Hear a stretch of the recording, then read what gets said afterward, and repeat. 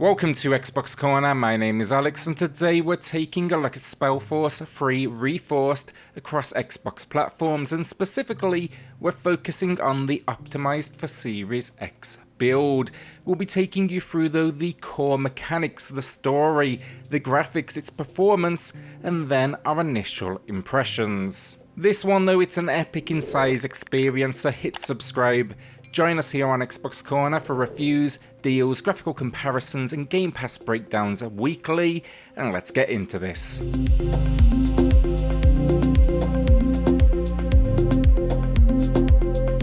Story then is suitably fantastical, a world of war, factions, creatures and a whole host of evil.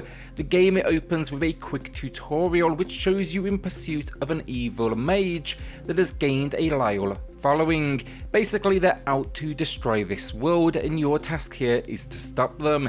This though it's just the opening moments, and quickly we'll find ourselves then in a peaceful time. A balance has been restored, or at least so we would believe. What precedes then is the Mage Wars, a tale of conflict, discrimination, even a dash of political intrigue. The core though to it all, there's a curse of some sort. It's known as the Bloodburn and it is destroying local areas. There's now a risk of it hitting the kingdom, the capital, and causing catastrophe. So at this point I'm about 5 hours into what is promising to be a 40-hour story, and alongside this then, DLC will be available at launch. That's going to be the Soul Harvest and the Fallen God DLC. They can be purchased individually or in the complete edition as a bundle, and both they promise an additional 20 hours of content. As my first time with a SpellForce entry too as well, I was a little concerned about would I really understand what is going on, and I can say here I didn't once feel lost in its story this far. It's definitely doing a good job as a starting point for those new to the series. SpellForce 3 then was originally released on PC but now arrives on consoles in this Reforced edition. This build is a wealth of updates for players out there, but most importantly, gameplay's been optimized for controller in hand, and the game packs an extensive tutorial to support this. I'm always somewhat skeptical heading into any strategy experience on console, but I'll say up front here I am mostly impressed. The idea of gameplay really is RPG elements in the sense of exploration across huge locations, a heavy focus on story, but then of course things like loot and character setting. Here though it's then combined with real-time strategy for its combat, another genre I love. As a genre though, I will say on console it would typically deliver what I call mixed results. Jumping in though, the game's going to address this, guiding you step by step, and this has now been constant for 5 hours. It is not shy on constantly introducing new mechanics. I'll say here as well, look, it's a lot to learn and honestly it can be overwhelming, but it's accompanied with a nice difficulty curve that matched my ability to kind of pick up on the controls. It also though still gave me time to get my head around any new mechanics it did introduce. I started on the normal difficulty also, but it's worth knowing there's 4 packed in here and you can change them freely from the pause menu. So if you want, let's say, a story focus initially, jump in on easy, learn those controls, and then potentially revert back. There's also then a glossary which came in handy, as it's not only a breakdown of the world, the creatures, the enemies, but also it gives you the ability to read back on past tutorials. So the gameplay here then, it's simple in idea, but it's piling on that depth. Exploration is a simple case of selecting a warrior or unit and directing them to that placement you want. Now this took a little while to get used to because you not only get control of individual, let's say, hero classes, but then unit types as well. Fortunately, the game has a few tricks up its sleeve. You can select individually, en masse, by unit, or even create your own groupings, something I often leaned into, and I would suggest you learn that mechanic immediately. Basically, be warned here with movement, it is not a Diablo-like where you freely control them. It's a cursor on screen, you select where they go, the movement is automatic. I think many may come here expecting free control over their character, just looking at screenshots, so I want to make that very clear.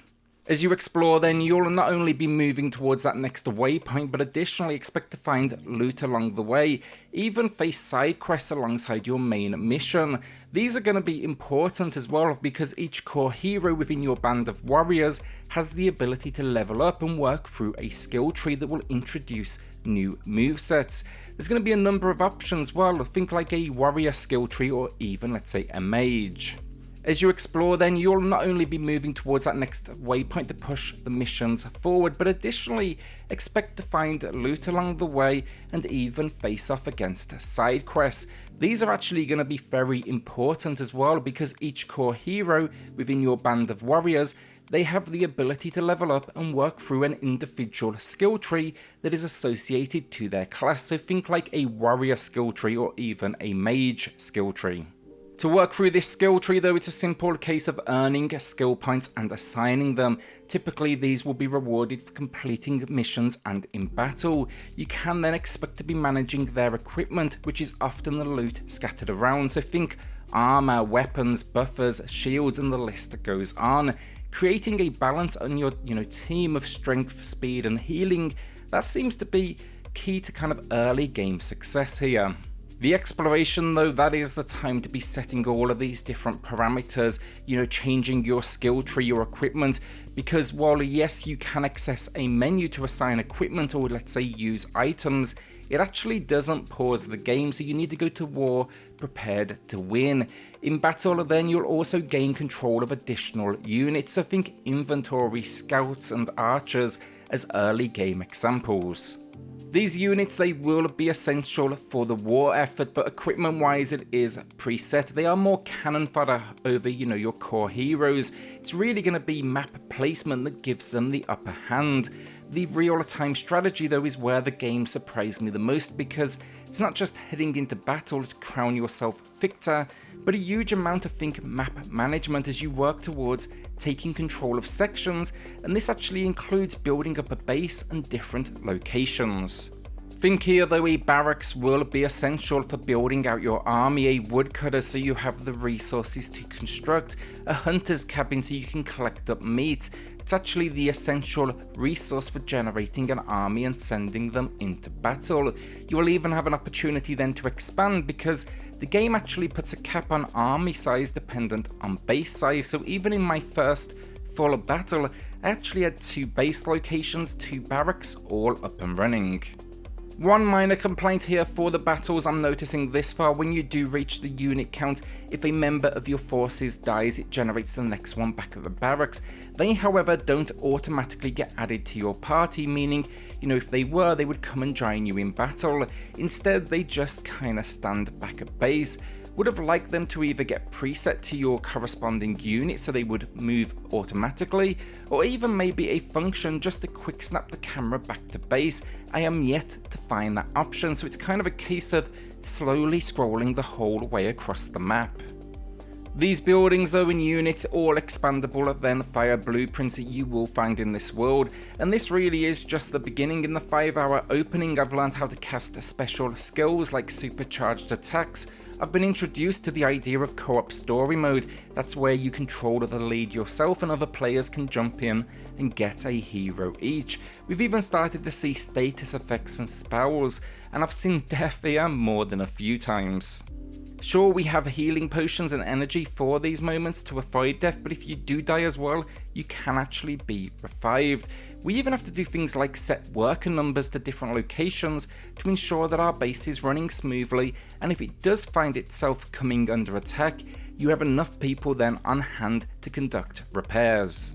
I'm impressed though, honestly, this far with the gameplay. There's a whole lot going on all at once, but it seems to have a good grasp of that pacing and introducing new mechanics. My suggestion, my big one, would be start small, use your units independently, do not group them all together. I made that mistake a few times myself and it so quickly led to my death. You've got to get comfortable with the controls here to be a worthy leader, and that means setting your archers in one placement, setting your inventory in another, and then maybe approaching from different angles with the heroes. Finally, for gameplay then, remember as well, that is just the main story. In here you'll also find an extra scenario which takes place prior to the main campaign. There's versus mode, so PvP as well, then arena mode. This is another multiplayer option that throws you into a map and it asks you to survive. Content wise, this game, it is absolutely rich. Graphics then are really nice. The design of the game is in the sense that it's only going to reveal what is ahead of you as it comes into your line of sight. Sometimes on consoles I've noticed that can put pressure on performance, with objects popping in and out constantly, but that is not the case here.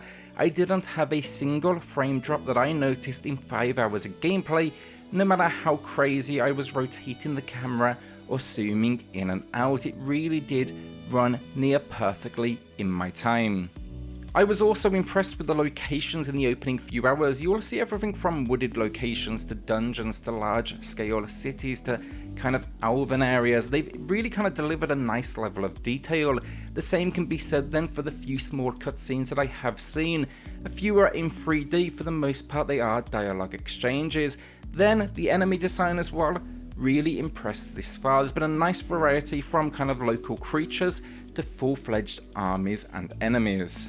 Complaints wise, visually the quick access wheels, they go a long way to managing what is on screen thanks to optional UI elements, but I wish we could change some of the sizing. It's a minor complaint this, but some areas they feel maybe a little oversized on screen.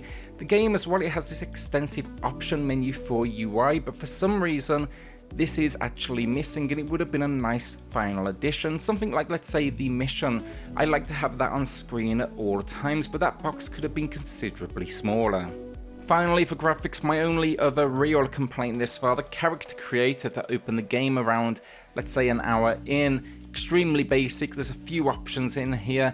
We never really see our character up close, so I'm not really sure it was worth including. Just maybe give me a decent little preset. Audio, finally, it's decent. There's a huge amount of voice acting in here. It varies in quality, but for the most part I'd say decent and above. The real winner in here though is the fact that the leader in this world and the narrator for the game, so not your character, it's actually voiced by Doug Cockle, otherwise known as The Witcher. Sure, it's the usual kind of gruff tone and you'll hear The Witcher immediately, but you cannot deny there's charm in that voice work when it's a fantasy setting like this one, and in my opinion that is just spot on casting. Music finally is particularly impressive. Large orchestral pieces accompanied by choirs that support what I'd call a limited but effective palette of sound effects. So my initial impression with this one, I'm absolutely coming back. It took a couple of hours to get going, not because of the story that was immediately intriguing, but rather the huge amount of controls contained. Now I am kind of getting my head around them though, really starting to get kind of sucked into this world, and I'm starting to play more strategically as I have to think less and less about every single input that I do make. Throw in then a promise of well-loved DLC coming via download and a huge world to explore, and I can't help now but be intrigued. It's definitely a tough genre to pull off on a console as well, so respect for the effort that clearly went in here. I'm hoping it gets the attention it deserves though, because it is a genre I want to see more of on console. Just be warned with the gameplay, yes it is a crossover RPG and RTS, but you never get individual control. You'll always select a unit or hero and select then where they move on screen with a cursor. This is not again in the style of, let's say, Diablo, where you're freely controlling them and kind of running around. I think looking at screens, some may go in expecting that, and I hope that is not the case, because it's definitely going to come as a bit of a nasty shock. Will you be adding this one to the library then, or holding onto that cash? With that then, luck, hit subscribe, but join us here on XboxCorner for reviews, deals, Game Pass breakdowns weekly, and I'll see you all on the next video. Thanks everyone.